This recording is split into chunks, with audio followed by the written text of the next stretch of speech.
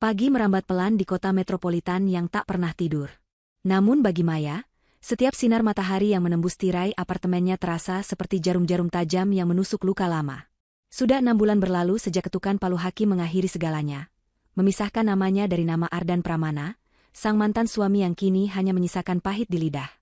Perceraian itu bukan sekadar formalitas hukum. Itu adalah ledakan yang menghancurkan pondasi kepercayaannya, meruntuhkan mimpi-mimpi yang telah ia bangun dengan sepenuh hati, bata demi bata. Bagaimana tidak? Orang yang selama ini ia sebut sahabat, tempatnya menumpahkan segala keluh kesah dan kebahagiaan, justru adalah duri dalam dagingnya sendiri. Sarah, dengan senyum manisnya yang kini terlukis sebagai topeng pengkhianatan di benak Maya, telah merebut Ardan dari sisinya. Maya masih ingat betul sore itu, saat ia tak sengaja melihat pesan mesra di ponsel Ardan. Jantungnya serasa ditarik paksa, napasnya tercekat, dan dunia seolah berhenti berputar. Malam itu, pertengkaran hebat pecah, diiringi pengakuan Ardan yang dingin dan tanpa penyesalan. Aku mencintai Sarah, Maya. Kami sudah lama bersama. Kalimat itu, begitu lugas dan brutal, mengoyak habis sisa-sisa harapan Maya. Tangisan pilunya malam itu tak ditanggapi Ardan selain dengan tatapan kosong, seolah Maya adalah orang asing yang tak lagi berarti. Setiap sudut apartemen ini, yang dulu mereka sebut rumah, kini terasa menyesakan. Dinding-dindingnya seperti menyimpan gema tawa mereka, kehangatan pelukan Ardan, dan janji-janji masa depan yang kini remuk redam. Maya sering mendapati dirinya terdiam di depan jendela, menatap cakrawala kota yang biru, matanya kosong namun otaknya berputar kencang. Sakit hati itu masih ada, menggerogoti jiwanya. Kemarahan sering membuncah, membuat tangannya mengepal erat, membayangkan bagaimana ia bisa membalas perbuatan mereka. Namun, di antara puing-puing kepedihan itu, tumbuhlah sebatang tunas baru, tekad yang membaja. Maya menolak untuk tenggelam dalam kesedihan. Ia menolak untuk menjadi korban yang tak berdaya. Harga dirinya telah diinjak-injak, tetapi semangatnya tidak akan pernah mati.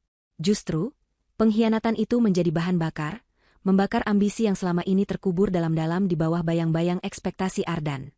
Ardan, selama pernikahan mereka, selalu meremehkan ambisi Maya. Maya selalu punya impian, punya visi, terutama dalam dunia properti yang sangat ia minati. Ia sering menghabiskan malam-malamnya membaca buku-buku investasi, menganalisis pasar, dan mengikuti seminar online. Dulu, ia bahkan sempat mengajukan ide-ide proyek kecil kepada Ardan, berharap mereka bisa membangun sesuatu bersama. Namun, Ardan selalu menertawakannya, meremehkannya dengan kalimat-kalimat seperti, "Buat apa sih kamu repot-repot begitu, sayang? Biar aku saja yang kerja keras. Kamu cukup di rumah, jadi istri yang baik dan cantik." Atau, "Dunia properti itu keras, Maya. Bukan tempat wanita. Kamu kan cuma sales. Percayakan saja padaku." Kalimat-kalimat itu, yang dulu ia anggap sebagai bentuk perhatian, kini terdengar seperti belenggu yang membatasi potensinya. Ia terlalu mencintai Ardan saat itu, hingga tanpa sadar membiarkan dirinya terkungkung dalam sangkar emas yang semu. Ia menjadi seorang sales properti, ya, tapi itu hanya permulaan. Langkah kecil menuju mimpi yang lebih besar. Namun, bagi Ardan, label sales adalah cap permanen yang tak akan pernah bisa diubah. Maya bangkit. Ia mengubah kesedihan menjadi energi, kemarahan menjadi fokus. Hari-harinya kini dipenuhi jadwal rapat yang padat, negosiasi yang sengit, dan kunjungan ke lokasi-lokasi proyek. Ia melahap setiap informasi tentang pasar properti, membangun jaringan dengan kecepatan luar biasa, dan tak ragu mengambil risiko yang terukur. Tidur menjadi barang mewah, dan kopi adalah sahabat setianya. Matanya memang sering lelah, tetapi otaknya bekerja jauh lebih cepat. Ia mendirikan sebuah perusahaan cangkang, Paramita Jaya Property, sebuah nama yang sengaja ia pilih untuk menyamarkan identitasnya. Di balik nama yang terdengar formal dan profesional itu, tersimpan kisah balas dendam yang belum terungkap. Ia tidak lagi pulang ke rumah dengan masakan hangat atau menunggu Ardan pulang kerja. Apartemennya kini menjadi kantor kedua, penuh dengan blueprint, laporan keuangan, dan layar monitor yang menampilkan grafik-grafik rumit. Ia bekerja di balik layar, menggerakkan roda-roda bisnis properti raksasa yang sedang ia bangun.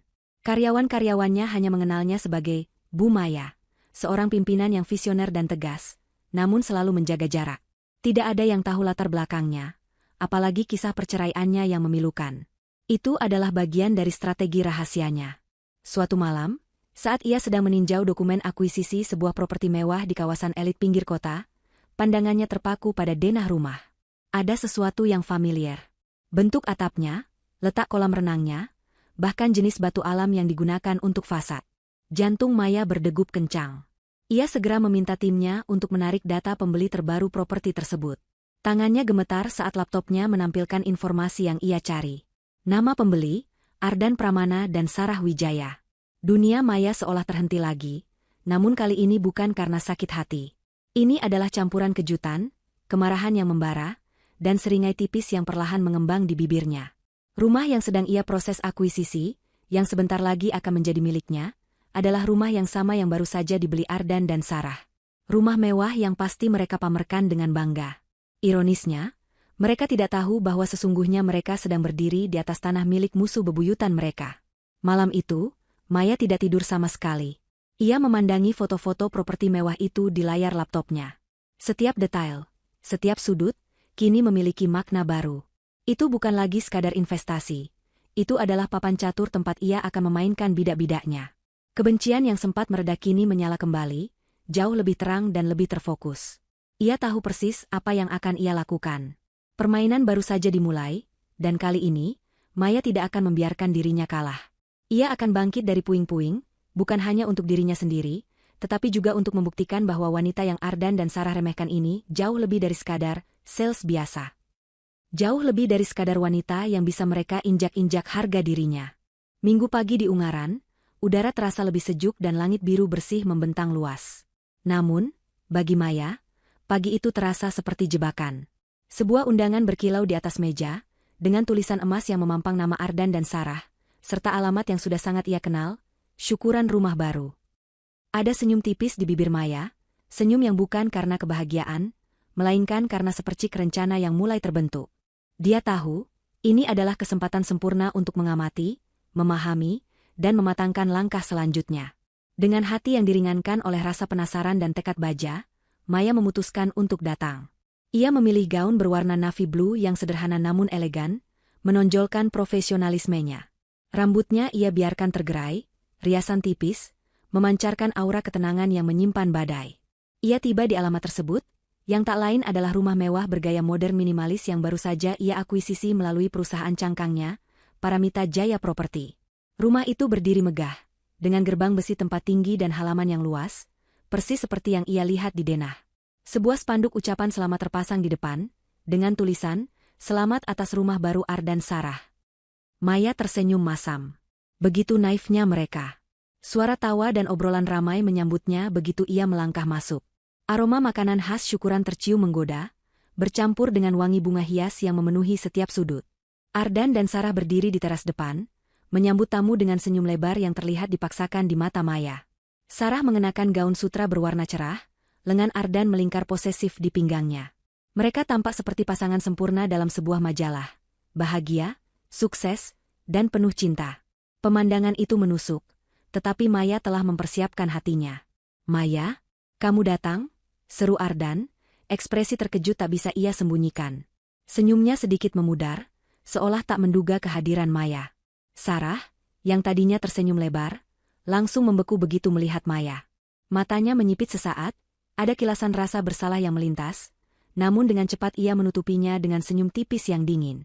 "Halo, Maya. Terima kasih sudah datang." Maya mengangguk sopan. "Tentu saja. Selamat ya, atas rumah barunya." Nada suaranya datar, tanpa emosi, membuat Ardan dan Sarah sedikit salah tingkah.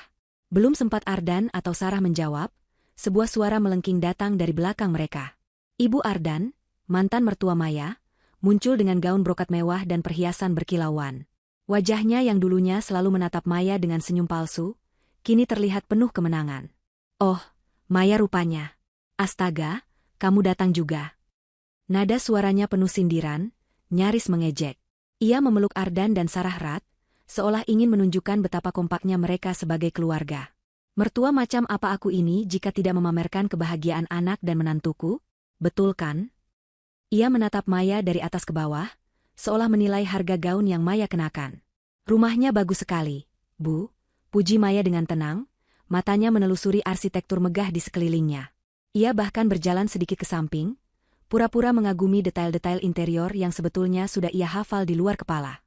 Ibu Ardan tertawa renyah, tawa yang tidak sampai ke matanya. Tentu saja bagus.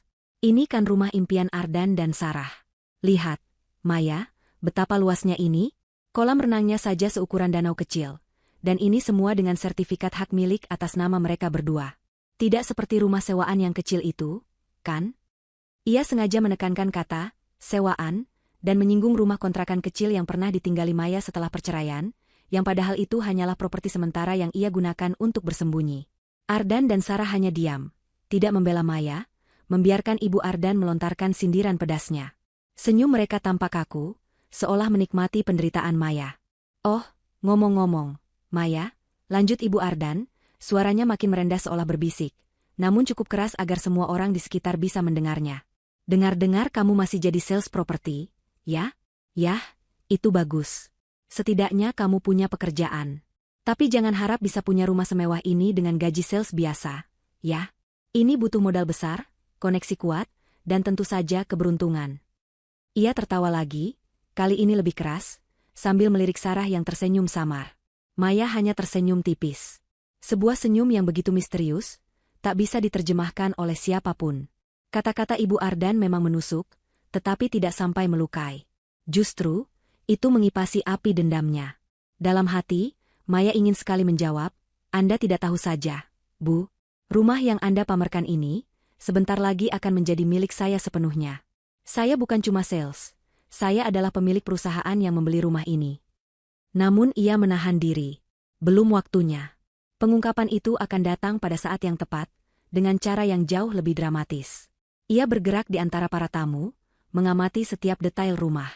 Ia melihat Ardan yang dengan bangga menunjukkan ruang tamu luas dengan perabotan mahal, Sarah yang memamerkan dapur modern dengan kitchen set berkelas, dan Ibu Ardan yang tak henti-hentinya menceritakan betapa sulitnya menemukan properti semegah ini, seolah merekalah yang membangunnya dari nol. Mereka tampak begitu sombong, begitu buta akan kebenaran yang tersembunyi di balik kemewahan Fata Morgana ini. Setiap sudut rumah ini, setiap hiasan, setiap jengkal tanah, memicu kilas balik dalam benak Maya. Ia ingat bagaimana Ardan selalu menolak setiap kali Maya ingin membicarakan investasi properti, bagaimana ia meremehkan mimpinya untuk memiliki lebih dari sekadar rumah sederhana. Buat apa sih punya rumah besar? Cukup yang nyaman saja, yang penting bisa hidup tenang bersamaku, ujar Ardan suatu waktu. Kini, ia melihat Ardan memamerkan rumah besar yang bukan ia bangun sendiri, bersama wanita lain. Maya mengambil segelas air mineral dan berdiri di dekat jendela besar yang menghadap ke kolam renang. Ia melihat bayangan dirinya terpantul di kaca, seorang wanita yang telah melalui badai dan kini berdiri kokoh. Rasa sakit hati itu masih ada, tetapi di atasnya telah tumbuh lapisan baja. Kemarahan itu masih membara, tetapi kini ia terkontrol, menjadi kekuatan pendorong. Tekadnya untuk bangkit telah melahirkan dirinya yang baru, seorang wanita pengusaha yang jauh lebih cerdas, lebih kuat, dan lebih berbahaya dari yang pernah mereka kenal.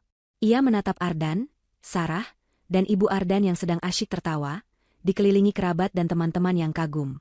Mereka memamerkan kebahagiaan palsu di atas properti yang sebenarnya adalah bagian dari kerajaannya yang sedang ia bangun. Maya tersenyum. Ini hanya permulaan. Mereka belum tahu siapa Maya yang sebenarnya. Mereka belum tahu bahwa rumah yang mereka pamerkan dengan angkuh itu, sebentar lagi akan menjadi tiket satu arah menuju kehancuran mereka. Setelah syukuran yang menyesakkan namun penuh ironi itu, Maya kembali ke kehidupannya yang sibuk. Namun, kali ini, ada gairah baru yang membakar dalam dirinya. Kejadian di rumah Ardan dan Sarah bukan lagi sekadar luka lama yang ditorehkan ulang. Itu adalah percikan api yang menyulut tekadnya untuk bergerak lebih cepat, lebih jauh, dan lebih tegas. Ia duduk di mejanya, tatapannya menyapu skema-skema properti yang memenuhi dinding kantor pribadinya, yang dulunya adalah salah satu kamar di apartemennya. Telepon genggamnya berdering. Nama Rudy tertera di layar. Rudy adalah asisten pribadinya, tangan kanannya dalam Paramita Jaya Property, dan salah satu dari sedikit orang yang tahu betul seberapa jauh ambisi Maya. Bu Maya, jadwal hari ini padat sekali. Ada rapat dengan investor baru jam 9, peninjauan lokasi proyek di BSD jam 1 siang, dan sorenya Anda harus menandatangani berkas akuisisi untuk Lanbang di Bandung, lapor Rudy dengan suara sigap. Maya mengangguk, meskipun Rudy tidak bisa melihatnya. Baik, Rudy.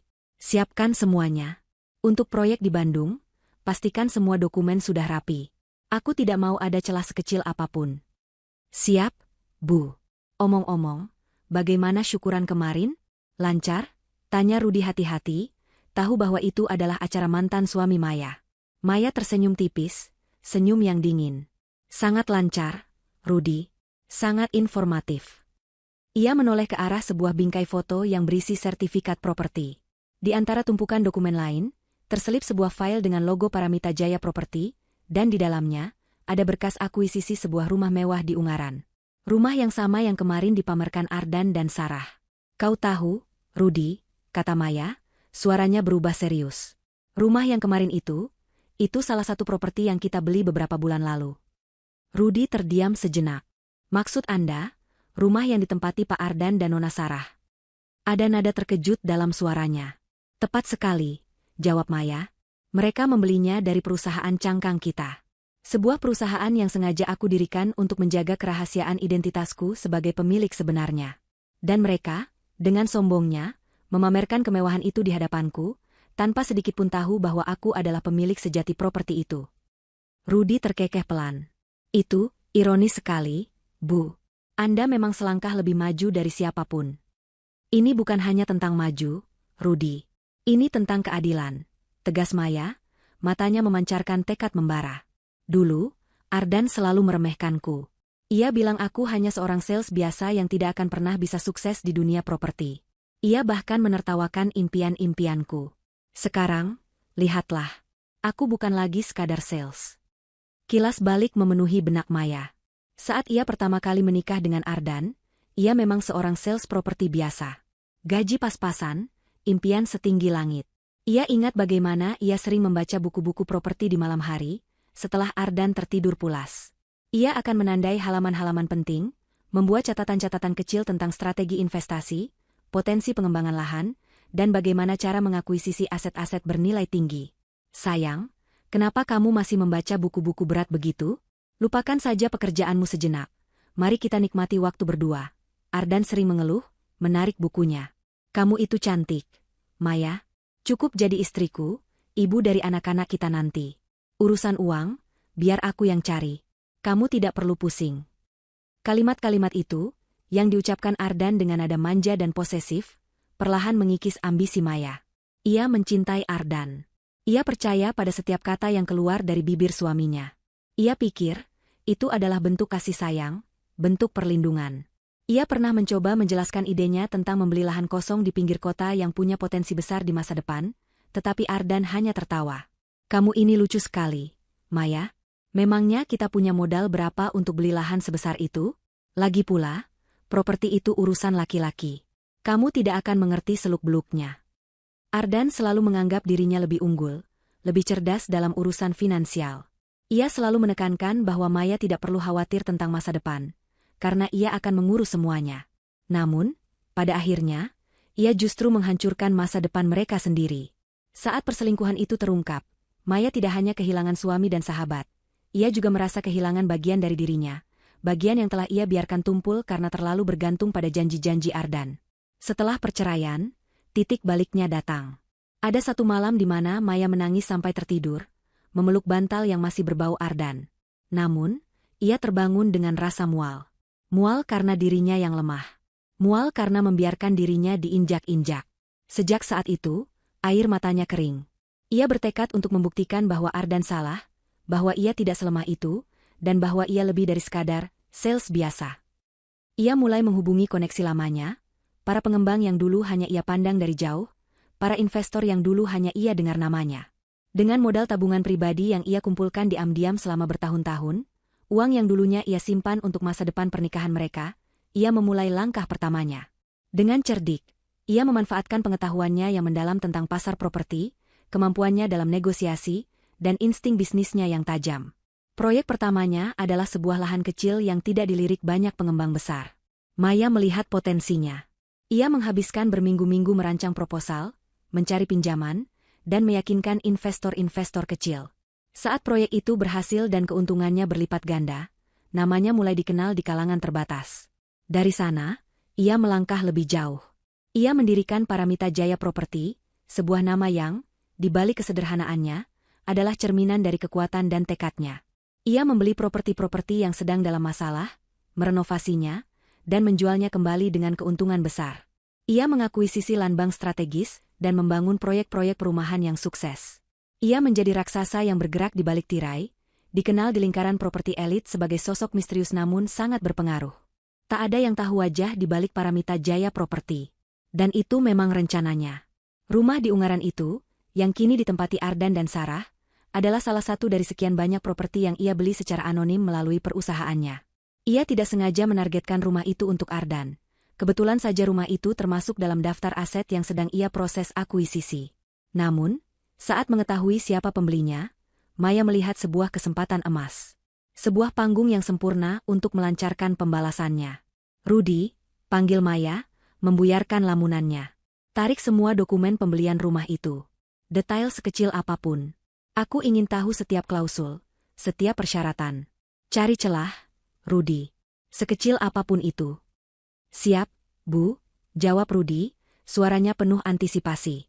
Ia tahu betul, ketika Bu Maya meminta sesuatu dengan nada seperti itu, berarti ada sesuatu yang besar akan terjadi. Maya memejamkan mata sejenak, membayangkan wajah sombong Ardan, Sarah, dan Ibu Ardan. Mereka pikir mereka sudah menang, bahwa mereka telah menghancurkannya. Tapi mereka salah besar. Maya tidak hancur. Ia justru bertransformasi menjadi kekuatan yang jauh lebih besar dari yang bisa mereka bayangkan. Ini bukan hanya tentang uang, Rudy, gumam Maya, lebih kepada dirinya sendiri. Ini tentang harga diri. Dan aku akan mendapatkannya kembali. Pagi itu, udara Ungaran terasa lebih dingin dari biasanya, seolah turut merasakan ketegangan yang merayapi benak Maya. Setelah percakapan dengan Rudy, Maya tidak membuang waktu. Ia tahu, rencana pembalasan ini harus dieksekusi dengan presisi seorang ahli bedah. Ini bukan lagi soal emosi, melainkan strategi, hukum, dan sedikit intrik. Ia duduk di ruang kerjanya, kini jauh dari apartemen lamanya yang penuh kenangan pahit. Kantor pusat Paramita Jaya Property di kawasan bisnis utama Semarang, tempat ia kini menghabiskan sebagian besar waktunya, memancarkan aura kekuasaan yang dulu hanya bisa ia impikan. Rudy, apakah semua dokumen pembelian rumah Ardan Pramana dan Sarah Wijaya sudah siap? Tanya Maya, suaranya tenang namun penuh otoritas, seperti komandan yang memberi perintah. Sudah, Bu. Tim hukum kita sudah menelaah setiap lembar. Ada beberapa poin menarik yang bisa kita manfaatkan, jawab Rudy, meletakkan setumpuk berkas tebal di meja Maya. Ia membuka salah satu dokumen, menunjuk pada baris-baris tertentu. Menurut pengacara kita, Bapak Herman Santoso, ada klausul penalti keterlambatan pembayaran yang cukup signifikan. Mereka sedikit terlambat dalam pelunasan termin ketiga, dan bunga penaltinya cukup besar. Selain itu, ada juga klausul tentang perawatan dan pemeliharaan properti yang mereka abaikan. Ada kerusakan minor di beberapa bagian fasad dan sistem irigasi taman yang belum diperbaiki, padahal itu sudah tertulis jelas dalam perjanjian mereka harus menjaga kondisi properti sesuai standar sebelum pelunasan penuh. Maya menyipitkan mata, membaca detail yang Rudy tunjuk. Senyum tipis terukir di bibirnya. Menarik. Sangat menarik. Ini adalah celah kecil, celah yang oleh banyak orang mungkin diabaikan atau dianggap sepele. Tapi bagi Maya, ini adalah celah di dinding pertahanan lawan yang bisa ia lebarkan. Lalu, ada lagi, Bu, lanjut Rudy. Ada indikasi bahwa sebagian dari dana pembelian mereka berasal dari pinjaman bank yang prosesnya agak aneh. Ada dugaan mereka menggunakan jaminan ganda, atau ada manipulasi data, untuk mendapatkan persetujuan pinjaman. Mata Maya berbinar. Ini lebih dari sekadar celah, ini adalah retakan besar. Baik. Atur pertemuan dengan Pak Herman sesegera mungkin. Aku ingin mendiskusikan semua opsi hukum yang kita miliki. Dan pastikan semua bukti pelanggaran mereka tercatat dengan rapi, dengan foto dan tanggal yang jelas.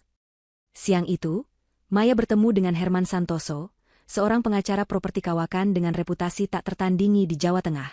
Herman adalah sosok yang tenang, cerdas, dan bermata tajam, yang selalu melihat celah di mana orang lain hanya melihat jalan buntu.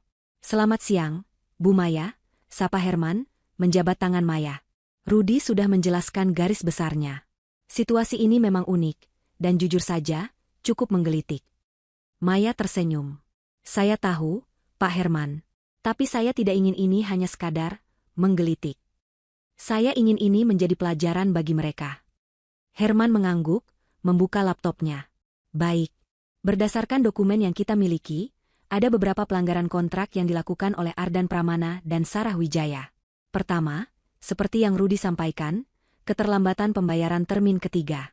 Meskipun sudah dilunasi, klausul penalti tidak dibatalkan. Nilainya mungkin tidak terlalu besar, tetapi ini menunjukkan pelanggaran. Kedua, Ada klausul mengenai penyerahan kondisi properti. Saat unit diserahkan, seharusnya mereka menjamin properti tetap dalam kondisi prima. Namun, dari laporan tim inspeksi kita, ada beberapa kerusakan minor dan kurangnya perawatan yang jelas-jelas melanggar poin itu. Bagaimana dengan dugaan pinjaman bermasalah itu, Pak? Tanya Maya, fokusnya tajam. Herman menghela napas. Itu bagian yang lebih rumit, Bu. Kami menemukan beberapa transaksi mencurigakan dan dokumen yang berpotensi dipalsukan dalam proses pengajuan KPR mereka. Ini bisa menjadi celah besar jika kita ingin menekan mereka lebih jauh, bahkan bisa berujung pada pembatalan kredit dari bank, yang artinya mereka akan kesulitan membayar cicilan atau bahkan berisiko kehilangan rumah itu jika bank menarik jaminan mereka. Maya mendengarkan dengan saksama, otaknya memproses setiap informasi. Ini bukan lagi sekadar mengeluarkan mereka dari rumah. Ini tentang menghancurkan fondasi finansial mereka, fondasi yang selama ini mereka pamerkan dengan begitu angkuh. Apa langkah pertama yang bisa kita lakukan, Pak Herman? Kita bisa mengirimkan surat peringatan resmi, jelas Herman. Isinya mengenai pelanggaran-pelanggaran kecil yang sudah kita temukan, dan meminta mereka untuk segera memperbaiki dan membayar denda penalti. Ini akan membuat mereka sedikit terkejut, namun kemungkinan besar mereka akan meremehkannya. Ini adalah langkah awal untuk menunjukkan bahwa kita serius, bahwa Paramita Jaya Property tidak main-main. Maya menyeringai. Bagus. Biarkan mereka meremehkan. Itu akan membuat pukulan berikutnya terasa lebih keras. Ia membayangkan reaksi Ardan dan Sarah, yang pasti akan menganggapnya sebagai gertakan dari perusahaan pengembang biasa, sama sekali tidak tahu siapa dalang di baliknya. Saya ingin surat peringatan itu dikirimkan besok pagi. Dan pastikan nada bahasanya tegas, profesional, namun menyimpan ancaman terselubung. Percakapan berlanjut. Mereka membahas skenario terburuk, jalur hukum yang mungkin ditempuh, dan bagaimana Maya bisa tetap menyembunyikan identitasnya selama mungkin. Herman menyarankan agar Maya tidak terlibat langsung dalam pertemuan awal, melainkan menunjuk perwakilan dari Paramita Jaya Property. Untuk saat ini, Bu Maya, identitas Anda adalah senjata terbaik. Biarkan mereka menghadapi bayangan. Biarkan mereka berpikir ini hanya masalah bisnis biasa, saran Herman. Maya mengangguk setuju. Saya setuju, Pak Herman. Biarkan mereka panik sendiri. Saya ingin melihat bagaimana mereka akan bereaksi ketika menghadapi masalah yang tidak bisa mereka pecahkan dengan uang atau koneksi. Setelah pertemuan, Maya kembali ke mejanya. Ia merasa sebuah beban terangkat, namun di saat yang sama, adrenalin mengalir deras di nadinya. Rencana telah disusun. Bidak pertama sudah siap digerakkan. Ia melihat kalender di mejanya. Ada satu tanggal yang ia lingkari dengan pena merah. Tanggal jatuh tempo pembayaran cicilan KPR Ardan dan Sarah. Ia memutar kursinya, menghadap jendela besar yang menyuguhkan pemandangan kota Semarang dari ketinggian. Gedung-gedung pencakar langit yang menjulang, jalanan ramai dengan lalu lalang kendaraan, dan rumah-rumah yang tersebar di bawah sana, termasuk rumah mewah di Ungaran yang kini menjadi pusat intriknya. Maya ingat sindiran Ibu Ardan tentang sales rendahan. Ia ingat tatapan merendahkan Ardan. Ia ingat senyum kemenangan Sarah. Kalian pikir aku sudah kalah, bisik Maya pada angin. Kalian pikir aku sudah hancur. Tapi kalian salah. Aku bukan lagi Maya yang dulu. Aku adalah Maya yang kalian ciptakan, dan aku akan memastikan kalian tahu betapa mengerikannya ciptaan kalian. Malam itu, Maya tidur pulas untuk pertama kalinya dalam waktu yang lama. Bukan tidur karena kelelahan, melainkan tidur seorang jenderal yang yakin akan kemenangan. Perang belum berakhir, tetapi ia sudah tahu siapa yang akan keluar sebagai pemenang. Beberapa hari setelah pertemuan dengan Herman Santoso, pagi di Ungaran terasa seperti biasanya, tenang dan damai. Namun, kedamaian itu akan segera terusik oleh sebuah amplop coklat yang tiba di tangan Ardan Pramana dan Sarah Wijaya. Di kantor Paramita Jaya Property, Maya menerima laporan dari Rudi dengan senyum tipis di bibirnya. Surat peringatan sudah terkirim, Bu. Dikirim langsung ke alamat rumah mereka di Ungaran, dan juga ke kantor Pak Ardan, lapor Rudi. Tim pengantar memastikan diterima langsung oleh beliau. Bagus, sahut Maya, matanya menatap kota dari balik jendela kacanya yang membentang luas. Ia membayangkan ekspresi Ardan saat membuka amplop itu, kerutan di dahinya, kebingungannya. Kira-kira bagaimana reaksi mereka? Sepertinya mereka akan sedikit terkejut, Bu. Tapi saya yakin, mereka akan meremehkannya, jawab Rudi, yang sudah mengenal pola pikir orang-orang seperti Ardan. Mungkin mereka akan menganggapnya surat formalitas biasa, atau gertakan murahan. Dan dugaan Rudi tidak meleset. Di rumah mewah mereka di Ungaran, Ardan sedang sarapan dengan Sarah. Pagi itu, Ardan tampak sedikit tegang. Semalam ia tidak bisa tidur nyenyak, memikirkan beberapa tagihan bisnis yang mulai menumpuk dan proyek barunya yang sedikit tersendat. Ketika kurir datang dan menyerahkan amplop dengan logo Paramita Jaya Property, Ardan mengerutkan kening. Paramita Jaya Property? Perusahaan apa ini? Gumamnya, menarik surat di dalamnya. Sarah yang duduk di sebelahnya ikut melongok. Wajah Ardan perlahan berubah. Dari penasaran, menjadi sedikit terkejut, lalu meremehkan. Apa-apaan ini?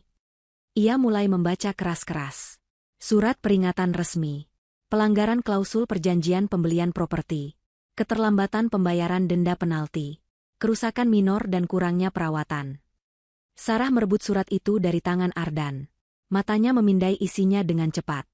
Apa-apaan ini, Ardan? Mereka menuduh kita melanggar? Keterlambatan pembayaran? Kita kan sudah melunasi semuanya. Betul.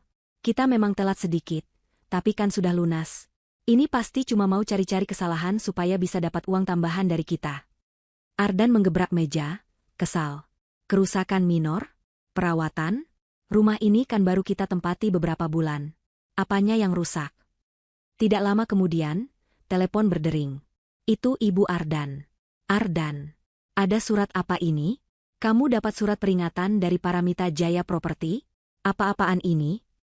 Jangan-jangan ini cuma akal-akalan mereka untuk memeras kita. Nada suaranya penuh kemarahan dan sedikit kepanikan. Iya, Bu, ini surat peringatan tidak jelas. Mereka mengada-ada soal denda dan perawatan. Buat apa juga mereka mengirimkan surat seperti ini? Apa mereka pikir kita tidak tahu apa-apa? Ardan mencoba menenangkan ibunya, meskipun ia sendiri merasa kesal. Ibu tahu ini pasti kerjaan siapa. Suara Ibu Ardan tiba-tiba meninggi. Pasti si Maya itu yang dibalik ini. Dia kan sekarang jadi sales properti, dan dia tahu kalau kita beli rumah ini. Pasti dia pakai koneksinya yang rendahan, itu untuk menakut-nakuti kita. Ardan terdiam. Ia tidak pernah berpikir sampai ke sana, tapi ucapan ibunya cukup masuk akal. Maya memang pernah menjadi sales properti. Mungkinkah ini idenya? Tapi, tidak mungkin. Maya mana punya kuasa untuk membuat perusahaan sebesar ini mengirimkan surat peringatan. Ah, tidak mungkin, Bu, bantah Ardan, meskipun ada sedikit keraguan. Maya mana punya koneksi sampai begini? Perusahaan ini kan besar, mereka pengembang terkemuka. Maya kan cuma sales biasa. Paling ini cuma masalah teknis dari kantornya, bukan urusan Maya. Apa katamu tidak mungkin? Ibu Ardan kembali memekik. Dia itu kan tidak tahu malu. Setelah kita usir dari rumah ini, dia pasti ingin balas dendam. Dasar sales rendahan yang tidak tahu diri. Dia pikir dia bisa menakut-nakuti kita dengan gertakan seperti ini? Ibu jamin, ini cuma akal-akalan dia biar kita panik. Sarah yang sedari tadi diam, akhirnya angkat bicara.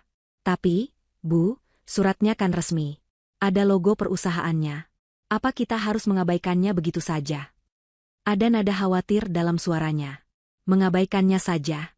Jangan pernah kalian hiraukan gertakan seperti ini. Ibu Ardan memberi perintah tegas. Maya itu tidak punya kuasa apa-apa. Dia hanya pecundang yang iri dengan kebahagiaan kalian. Biarkan saja dia menggonggong, toh dia tidak akan bisa menggigit. Di kantornya, Maya menerima laporan dari Rudy yang memantau reaksi Ardan dan Sarah dari jauh. Mereka menolak untuk menanggapi, Bu.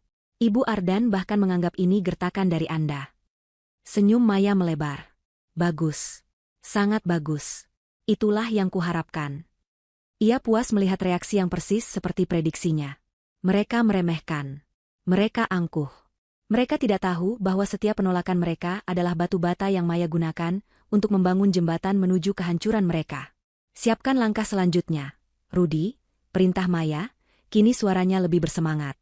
Aku ingin Herman segera melayangkan surat panggilan resmi untuk mediasi. Kali ini, mereka tidak akan bisa mengabaikannya. Dan siapkan daftar lengkap semua properti yang kita beli dari perusahaan Cangkang. Aku ingin memastikan semuanya aman, dan tidak ada yang bisa mereka sentuh. Maya memandang keluar jendela. Langit ungaran yang cerah seolah mencerminkan perasaannya. Ini hanyalah permulaan dari permainan catur yang rumit.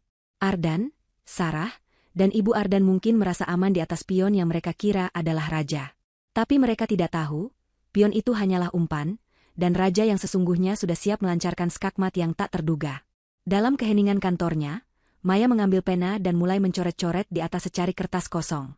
Ia tidak menulis angka atau grafik, melainkan dua nama, Ardan dan Sarah. Di bawahnya, ia menggambar sebuah tanda X besar, seolah sudah memprediksi nasib mereka. Rasa sakit hati yang dulu meremas jiwanya kini telah berubah menjadi ketenangan yang menakutkan. Ia tidak lagi terburu-buru. Setiap langkahnya terukur, setiap keputusannya dingin dan penuh perhitungan. Ini bukan hanya tentang balas dendam, tetapi tentang penegakan keadilan yang ia yakini akan datang. Surat panggilan resmi untuk mediasi, yang dikirimkan oleh kantor hukum Herman Santoso atas nama Paramita Jaya Property, akhirnya tiba di tangan Ardan Pramana dan Sarah Wijaya. Kali ini, mengabaikannya bukanlah pilihan. Surat itu bukan lagi sekadar peringatan. Itu adalah panggilan wajib yang jika tidak dipenuhi bisa berujung pada gugatan hukum yang lebih serius. Ada ancaman denda yang lebih besar dan kemungkinan pembatalan sebagian perjanjian jika mereka terus-menerus abai. Di ruang makan mewah mereka di Ungaran, Ardan melempar surat itu ke meja dengan geram. Apa-apaan ini? Mereka benar-benar serius mau memeras kita.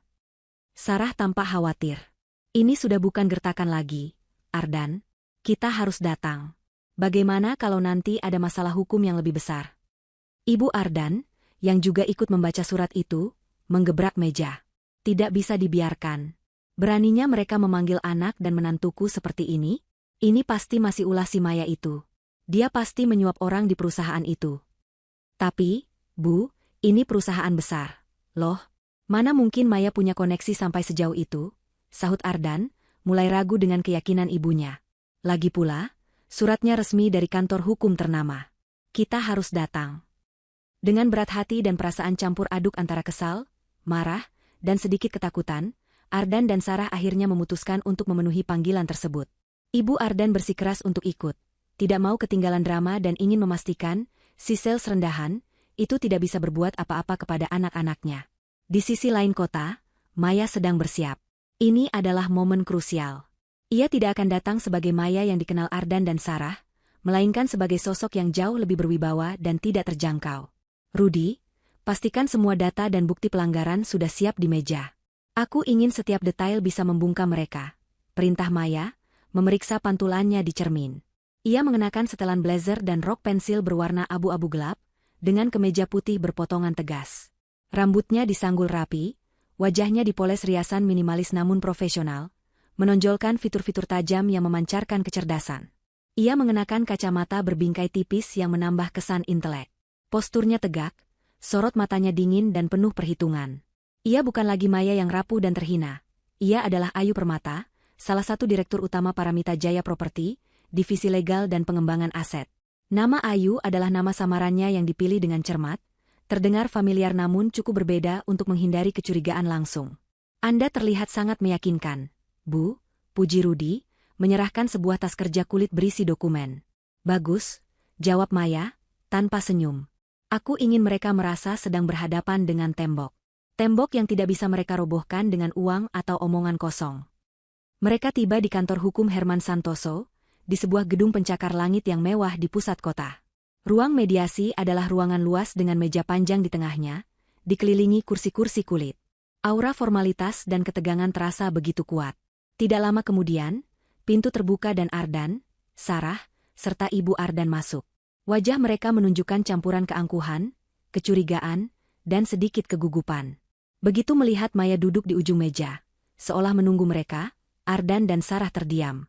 Ibu Ardan mengerutkan kening, mencoba mengenali wajah yang samar-samar terasa familiar itu. Maya dengan tenang memindai ketiganya. Ardan terlihat lebih kurus, Sarah tampak tegang, dan Ibu Ardan keangkuhannya masih terpancar, tetapi ada kerutan khawatir di dahinya. Selamat siang, Bapak Pramana, Ibu Wijaya, dan Ibu, sapa Maya dengan suara yang dalam dan profesional, tanpa sedikit pun emosi. Suaranya sedikit berbeda, lebih rendah dan berwibawa, hasil dari latihan yang ia lakukan berbulan-bulan. Saya Ayu Permata, mewakili Paramita Jaya Property. Dan ini Bapak Herman Santoso, konsultan hukum kami.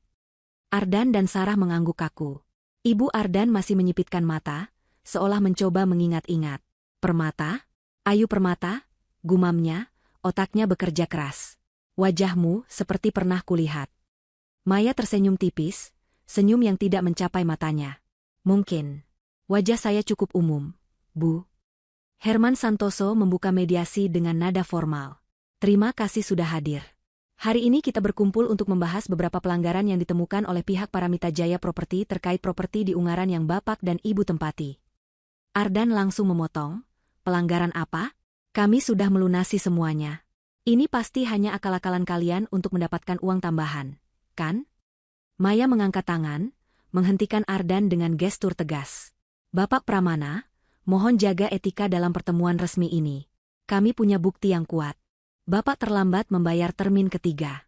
Sesuai perjanjian, ada denda penalti yang harus Bapak bayar. Selain itu, ada kerusakan minor di beberapa bagian properti yang tidak sesuai dengan standar penyerahan yang tertera di kontrak. Sarah mencoba membela diri. Tapi itu kan cuma sedikit. Dan kami sudah melunasinya. Sedikit atau banyak, pelanggaran tetaplah pelanggaran. Ibu Wijaya, potong Maya, suaranya dingin dan tajam. Ia mengeluarkan beberapa foto dari mapnya, menunjukkan retakan kecil di dinding, lumut di kolam renang yang tidak dibersihkan, dan sistem irigasi yang macet. Ini semua tertera dalam klausul perawatan properti. Jika tidak ditangani, kerusakan bisa meluas dan merugikan nilai investasi. Ini bukan sekadar sedikit. Ibu Ardan menyela. Kalian jangan mengada-ada. Rumah itu kan baru. Mana mungkin ada kerusakan separah itu. Ini pasti cuma gertakan dari perusahaan kalian yang tidak jelas ini. Tidak jelas, Bu. Maya menatap tajam Ibu Ardan. Paramita Jaya Property adalah salah satu pengembang terbesar di Jawa Tengah, dengan aset triliunan. Apakah Anda ingin meragukan legalitas kami? Nada suara Maya meninggi sedikit, menunjukkan otoritas. Lagi pula, Ibu, ini bukan masalah gertakan. Ini adalah masalah hukum. Jika pelanggaran ini tidak diselesaikan, kami berhak untuk mengambil tindakan lebih lanjut, termasuk peninjauan ulang perjanjian bahkan pembatalan kepemilikan jika pelanggaran terus berlanjut atau ditemukan hal yang lebih serius. Kata-kata, pembatalan kepemilikan, seperti kilat menyambar di ruang mediasi. Ardan dan Sarah langsung pucat. Mereka saling pandang dengan panik.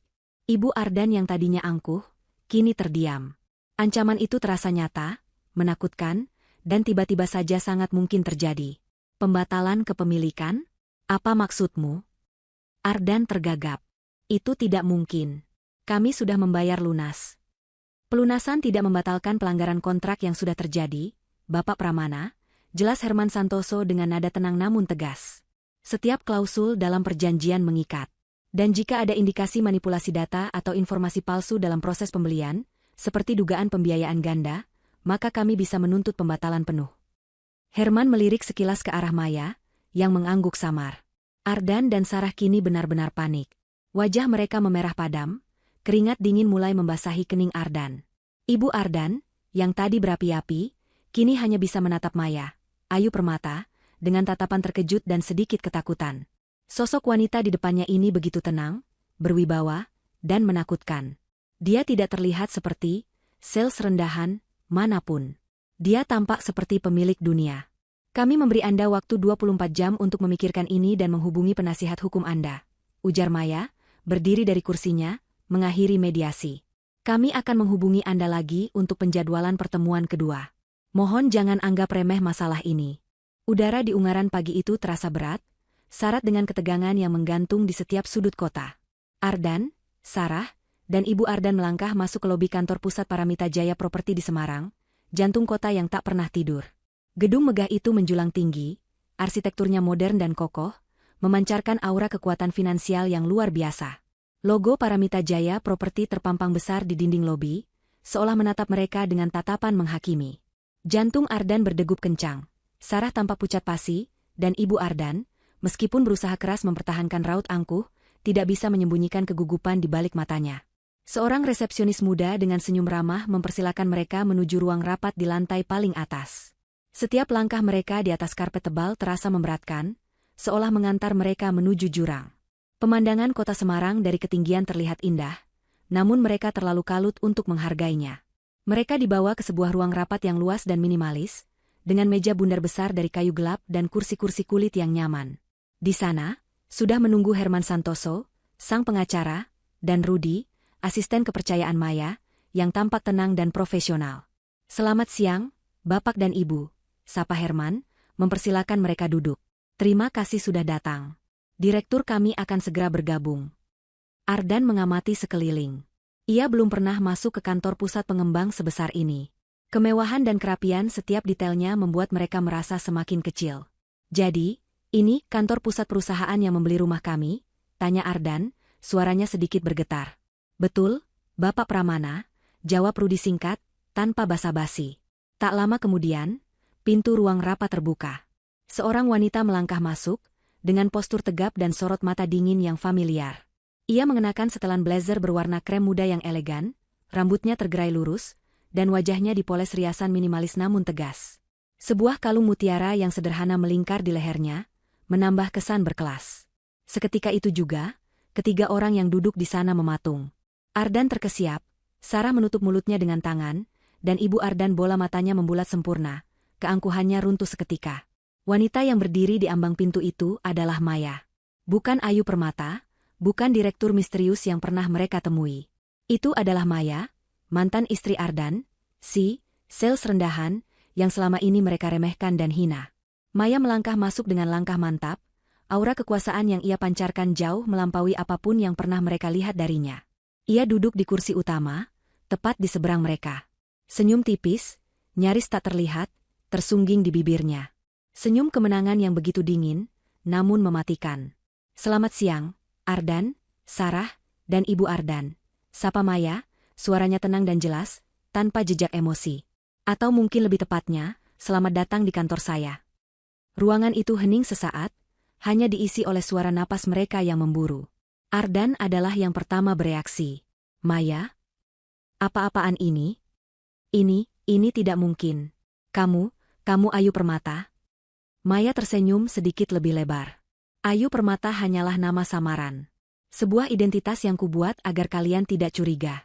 Nama asli dan pemilik sah Paramita Jaya Property ini adalah aku." Sarah tergagap, wajahnya pucat pasi. Kamu pemilik perusahaan ini? Jadi rumah itu?" "Betul sekali, Sarah," potong Maya, tatapannya kini lurus menembus mata Sarah. "Rumah mewah yang kalian pamerkan dengan bangga, yang kalian sebut sebagai rumah impian kalian, adalah salah satu properti yang aku akuisisi melalui perusahaan cangkangku beberapa bulan sebelum kalian membelinya." Darah seolah mengering dari wajah Ardan. Ia tidak bisa berkata-kata, lidahnya keluh. Otaknya berputar, mencoba mencerna fakta mengerikan ini. Semua keangkuhannya, semua pameran kemewahannya, ternyata berdiri di atas pondasi milik wanita yang ia hina. Ibu Ardan lah yang akhirnya meledak. "Tidak, ini bohong. Kamu cuma sales rendahan. Mana mungkin kamu bisa punya perusahaan sebesar ini? Kamu pasti cuma pura-pura. Kamu memeras kami." Ia berteriak, suaranya melengking. Maya menatap Ibu Ardan dengan tatapan tanpa belas kasihan. "Anda masih saja meremehkan saya, Bu? Dulu Anda bilang saya tidak akan pernah bisa punya rumah semewah itu dengan gaji sales biasa. Sekarang, rumah itu adalah milik saya. Saya membelinya, dan kalian, dengan segala keangkuhan kalian, membelinya dari perusahaan saya." Maya melirik Herman. "Pak Herman, mohon berikan Ibu Ardan bukti-bukti kepemilikan." Herman Santoso menggeser setumpuk dokumen tebal ke hadapan mereka. Ini adalah salinan sertifikat hak milik, surat-surat perjanjian jual-beli, dan semua dokumen terkait properti tersebut. Semuanya atas nama Paramita Jaya Property, yang kepemilikan sahamnya 99% atas nama Ibu Maya Wijaya. Ardan meraih dokumen itu dengan tangan gemetar. Matanya memindai tulisan di sana, mencari celah, mencari kebohongan. Tapi semuanya nyata. Nama perusahaannya, alamatnya, detail transaksinya, semuanya ada. Ia bahkan melihat tanda tangan Maya yang ia kenal betul, di sudut sebuah dokumen perjanjian kerja sama awal. Ini tidak mungkin." Ardan masih bergumam, menggelengkan kepalanya tak percaya. "Dulu, Ardan, kamu selalu meremehkan ambisiku. Kamu bilang aku hanya bisa mengurus rumah. Kamu bilang dunia properti itu bukan tempat wanita," lanjut Maya, suaranya sedikit meninggi namun tetap terkontrol. "Dan kamu, Sarah, sahabatku, yang tahu semua impianku, justru menusukku dari belakang." Tatapan Maya kini beralih ke Sarah, yang menunduk, tak sanggup membalas pandangannya. "Kalian berdua, bersama Ibu Ardan, dengan bangga memamerkan kebahagiaan kalian di atas properti yang sebenarnya adalah milikku. Kalian menganggapku pecundang, orang yang tidak punya apa-apa." Ibu Ardan kini tidak lagi berteriak. Wajahnya memerah padam, namun bukan karena marah, melainkan karena malu yang teramat sangat. Ia ingin sekali membantah, memaki, tetapi tidak ada kata yang bisa keluar dari bibirnya. Ia telah menghina Maya di rumah yang ternyata milik Maya sendiri. Kalian pikir kalian sudah menghancurkanku, kata Maya, berdiri dari kursinya dan berjalan perlahan mengelilingi meja, seolah mengelilingi mangsanya. Tapi kalian salah. Kalian justru yang membangunkan monster ini. Monster yang jauh lebih kuat, lebih cerdas, dan lebih berbahaya dari yang pernah kalian bayangkan. Maya berhenti di depan mereka.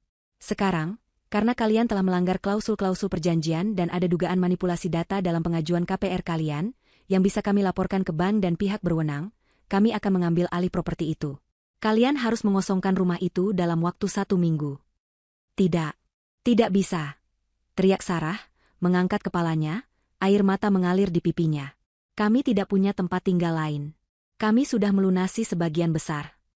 Pengembalian dana akan dilakukan, tentu saja, setelah dikurangi denda penalti yang sangat besar, sesuai perjanjian yang kalian tanda tangani sendiri, jelas Herman Santoso. Dan sisa uang itu mungkin tidak cukup untuk membeli properti lain di lokasi yang sama. Ardan memegangi kepalanya.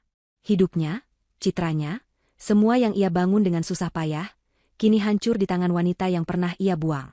Ia melihat ke arah Maya, yang kini berdiri di depannya, menatapnya dengan pandangan dingin. Bukan lagi cinta, bukan lagi benci. Hanya ada kehampaan, dan rasa puas yang tak terucap. Ini balas dendammu, Maya? Tanya Ardan, suaranya serak. Maya tersenyum lagi. Ruang rapat megah di kantor Paramita Jaya Properti terasa seperti ruang interogasi bagi Ardan, Sarah, dan Ibu Ardan. Setelah pengungkapan identitas Maya, waktu seolah berhenti berputar. Kata-kata, kalian harus mengosongkan rumah itu dalam waktu 1 minggu, terus berdengung di telinga mereka. Sebuah vonis yang dingin dan tak terbantahkan. Ardan, yang biasanya sombong dan percaya diri, kini duduk membungkuk, wajahnya pasi. Ia tak sanggup menatap Maya. Seluruh fondasi hidupnya, citra dirinya sebagai pengusaha sukses, pemilik rumah mewah, dan pria berkuasa, telah runtuh dalam sekejap. Ia merasa dipermalukan, bukan hanya di depan Maya, melainkan di depan dirinya sendiri. Bagaimana bisa ia sebodoh itu? Bagaimana bisa ia meremehkan wanita yang kini memegang kendali penuh atas nasibnya? Rasa marah bercampur penyesalan menusuk hatinya. Penyesalan karena telah menyia-nyiakan Maya. Penyesalan karena meremehkan ambisinya. Penyesalan karena memilih jalan pintas dan kebohongan. Sarah tak henti-hentinya terisak. Air matanya membasahi gaun mahalnya. Ia memohon, Maya, kumohon. Jangan lakukan ini. Kami tidak punya tempat lain. Kami akan membayar dendanya, berapapun itu. Maya menatap Sarah dengan tatapan kosong. Dulu, saat aku memohon agar kalian tidak menghancurkan rumah tanggaku, kalian tak peduli. Sekarang, kau memohon padaku untuk tidak menghancurkan rumah impian kalian. Suaranya datar, tanpa emosi, menusuk tepat ke ulu hati Sarah. Ini bukan lagi soal uang, Sarah. Ini tentang prinsip, tentang keadilan, dan tentang konsekuensi dari setiap perbuatan. Ibu Ardan, yang selama ini adalah benteng keangkuhan, kini tampak seperti patung. Wajahnya merah padam, bukan karena marah, melainkan karena rasa malu dan hina yang luar biasa. Ia tak bisa berkata-kata. Wanita yang ia sebut, sales rendahan, yang ia caci maki dan remehkan habis-habisan, kini adalah raksasa di hadapannya. Ia telah memamerkan kemewahan di atas properti milik wanita yang ia hina. Memori tentang ejekan-ejekannya di acara syukuran rumah itu kembali berkelebat, menamparnya keras. Ia ingin sekali membantah, memaki, tetapi tenggorokannya tercekat. Harga dirinya hancur berkeping-keping. Notifikasi resmi untuk pengosongan properti akan kami kirimkan besok, ucap Herman Santoso, memecah keheningan. Silakan hubungi penasihat hukum Anda jika ada yang perlu didiskusikan. Kami akan mengembalikan sisa dana pembelian setelah dikurangi denda penalti dan biaya administrasi sesuai perjanjian. Ardan hanya bisa mengangguk pasrah. Mereka keluar dari gedung Paramita Jaya Properti dengan langkah gontai, seperti tawanan yang baru saja dijatuhi hukuman. Dunia yang mereka kenal telah runtuh. Beberapa hari kemudian, berita tentang pengosongan rumah Ardan dan Sarah mulai menyebar di kalangan sosial mereka. Awalnya hanya desas-desus, tetapi kemudian diperkuat oleh absennya mereka dari berbagai acara sosial dan unggahan media sosial yang tiba-tiba berhenti. Kabar bahwa mereka terlibat masalah hukum dengan pengembang besar, dan bahwa rumah mewah yang dulu dipamerkan telah ditarik kembali, menjadi gosip panas. Astaga, Ardan Pramana bangkrut. Katanya rumahnya diambil alih, gara-gara ada masalah kredit. Aku dengar dia menipu bank saat pengajuan KPR. Desas-desus itu, yang Maya sebarkan secara halus melalui koneksi dan sumber anonimnya di media, bagaikan racun yang perlahan membunuh reputasi Ardan. Klien-klien bisnisnya mulai menarik diri, bank tempat ia biasanya mengajukan pinjaman menolak pengajuannya, dan teman-teman yang dulu sering ia traktir kini menjauhinya. Perusahaan Ardan yang tadinya stabil, kini goyah di ambang kehancuran. Sarah pun tak luput dari cibiran. Ia tak lagi berani muncul di tempat-tempat umum. Nama, pelakor, yang dulu disematkan padanya, kini ditambah dengan wanita yang ikut menghancurkan Ardan. Teman-teman lamanya di grup arisan atau komunitas sosial mulai menghindarinya. Ia yang dulu bangga dengan kehidupan mewahnya, kini terpaksa menjual perhiasan dan tas-tas bermereknya untuk menyambung hidup. Ibu Ardan mengalami pukulan terberat. Ia yang selama ini hidup dalam kemewahan dan dipuja di lingkungannya, kini harus menghadapi kenyataan pahit. Anak dan menantunya jatuh miskin, dan ia sendiri harus kembali ke rumah lamanya yang sederhana. Setiap kali ia bertemu tetangga, tatapan iba dan bisikan-bisikan tak sedap selalu menyertainya. Ia tidak lagi bisa mengangkat kepala tinggi-tinggi. Keangkuhan yang selalu ia junjung tinggi hancur, digantikan oleh penyesalan mendalam karena telah meremehkan Maya. Maya menerima laporan-laporan ini dengan tenang. Ia tidak lagi merasa perlu untuk merayakan. Melihat kehancuran mereka bukanlah sebuah kemenangan yang euforis, melainkan sebuah penegasan bahwa setiap perbuatan ada konsekuensinya. Ia tidak lagi merasa benci. Rasa sakit hati itu telah digantikan oleh ketenangan, sebuah perasaan damai bahwa ia telah menuntaskan sesuatu yang memang seharusnya terjadi. Pada hari Ardan dan Sarah mengosongkan rumah di Ungaran, Maya tidak datang. Ia hanya melihat foto-foto yang dikirimkan Rudi, sebuah truk pengangkut barang yang membawa sisa-sisa perabotan mereka, dan gerbang rumah yang kini kosong, seolah kehilangan jiwanya. Rumah itu, yang dulunya adalah simbol penghinaan baginya, kini kembali menjadi aset bisnis semata. Maya menutup laptopnya. Tangan Ardan dan Sarah yang gemetar saat menandatangani dokumen pinjaman fiktif, tatapan jijik Ibu Ardan, semuanya terbayang. Ia telah mendapatkan kembali martabatnya. Balas dendam ini bukan tentang membuat mereka menderita selamanya, tetapi tentang menunjukkan kepada mereka dan kepada dirinya sendiri, bahwa ia mampu bangkit lebih kuat dari sebelumnya.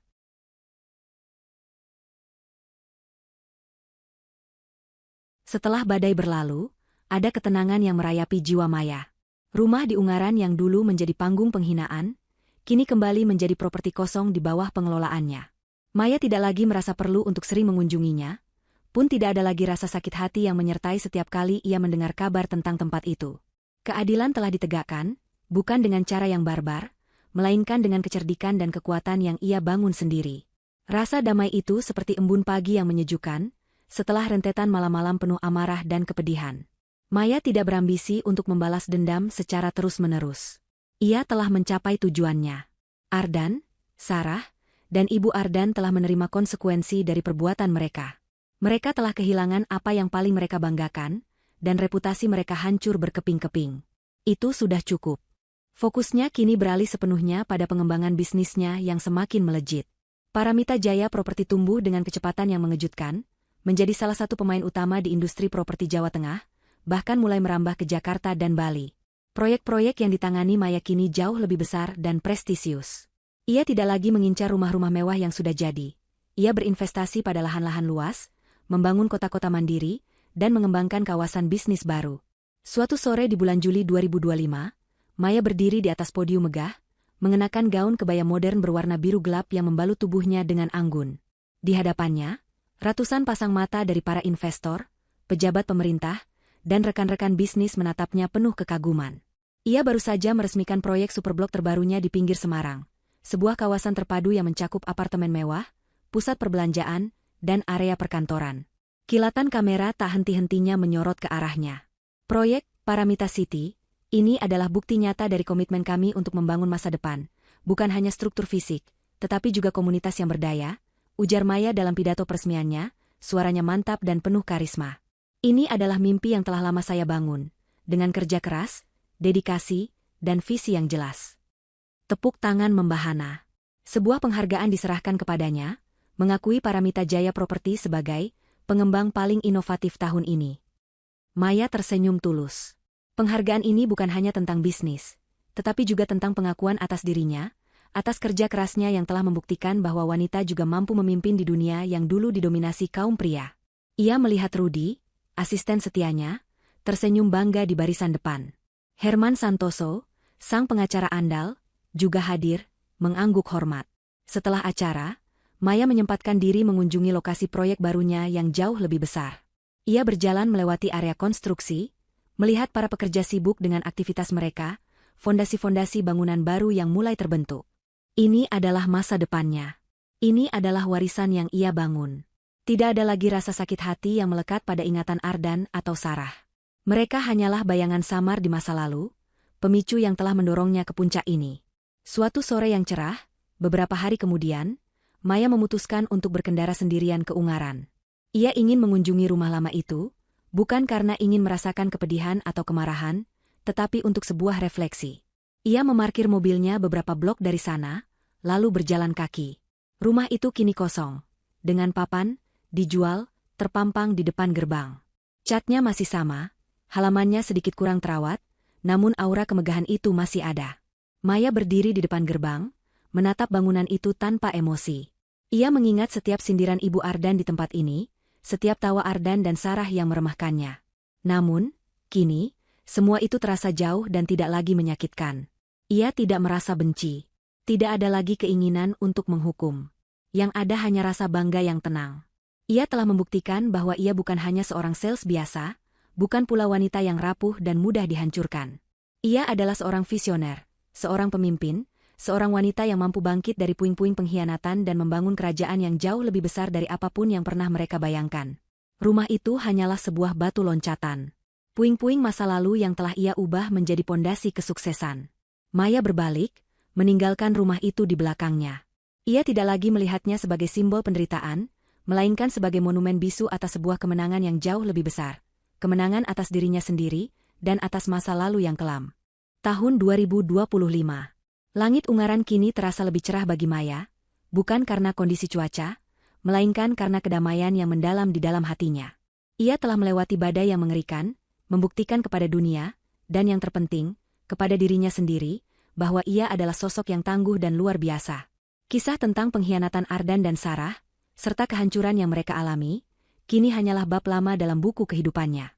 Maya telah menutup bab itu rapat-rapat, dan ia kini melangkah ke babak baru yang penuh dengan kebahagiaan sejati dan pencapaian yang lebih tinggi.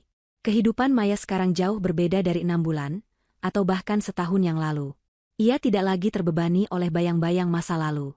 Rutinitasnya kini diisi dengan rapat-rapat strategis di kantor pusat Paramita Jaya Properti yang megah, kunjungan lapangan ke proyek-proyek ambisiusnya di berbagai kota, dan sesekali menghadiri acara penghargaan bergengsi.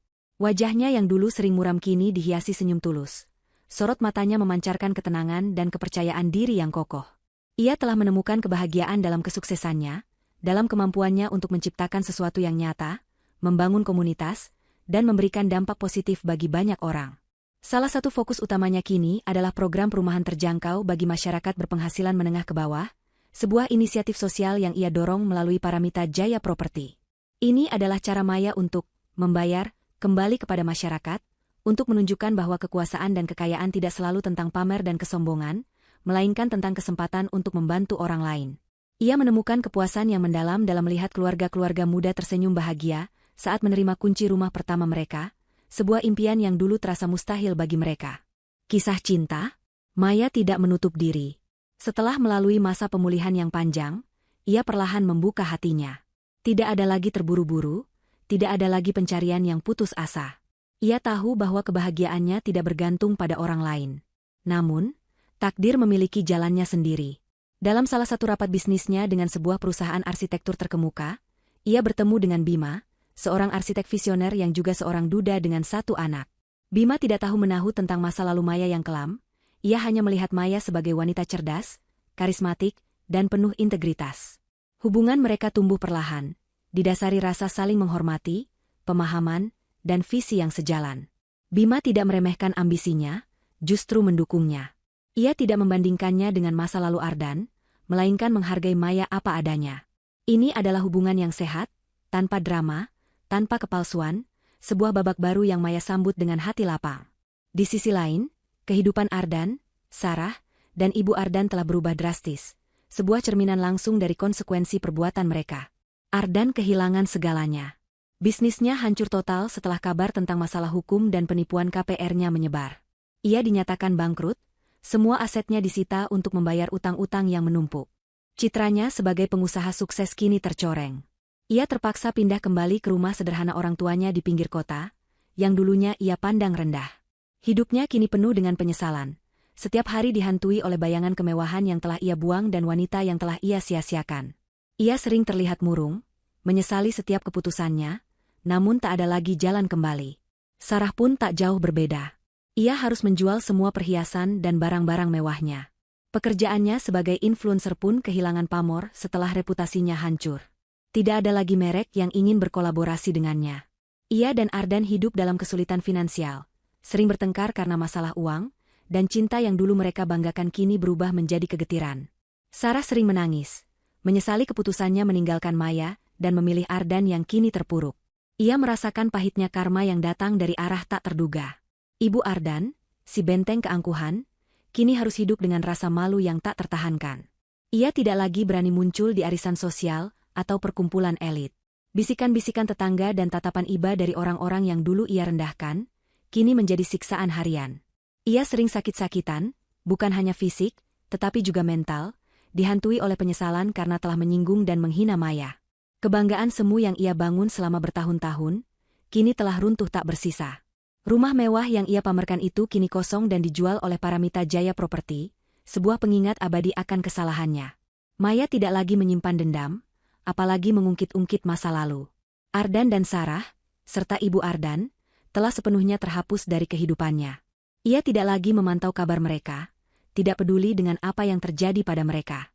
Pikirannya telah bergerak maju, fokus pada pembangunan impian-impian barunya. Suatu sore, saat matahari terbenam mewarnai langit ungaran dengan warna oranye keemasan, Maya duduk di balkon apartemen barunya yang jauh lebih luas dan modern. Ia tidak melihat ke arah ungaran, melainkan ke cakrawala yang membentang di depannya, penuh dengan gedung-gedung tinggi yang sebagian adalah hasil karyanya. Sebuah senyum merekah di bibirnya. Ia telah menemukan kebahagiaan. Bukan kebahagiaan yang tergantung pada pengakuan orang lain, atau pada pameran kemewahan. Ini adalah kebahagiaan yang lahir dari kekuatan, ketahanan, dan kejujuran pada diri sendiri. Ia adalah Maya, seorang pengusaha sukses, seorang visioner, seorang wanita yang telah bangkit dari keterpurukan dan menemukan kedamaian sejati. Kisahnya adalah bukti bahwa kehancuran bisa menjadi awal dari sebuah pembangunan yang jauh lebih besar, dan bahwa karma, pada akhirnya, akan selalu menemukan jalannya.